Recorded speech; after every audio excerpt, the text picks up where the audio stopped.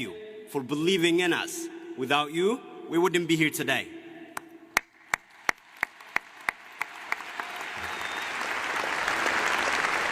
My fellow graduates, you did it. All the hard work, or you wouldn't be standing here today.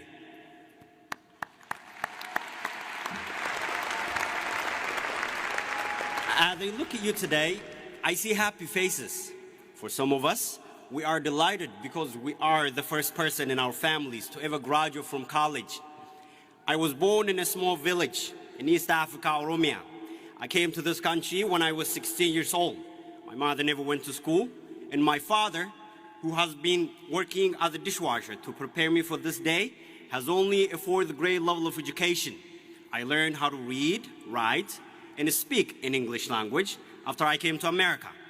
I graduated from Jefferson High School in 2003. Mubadina jala bobbaaf galbisaanii Finisaatii jiran qabsoo wal jaaranii Saba isaaniif jecha laatan lubbuu qaalii Isin cinaa jirra jennaan qeerroodhaanii Mubadina jala bobbaaf galbisaanii Finisaatii jiran qabsoo wal jaaranii Saba isaaniif jecha laatan lubbuu qaalii Isin cinaa jirra jennaan qeerroodhaanii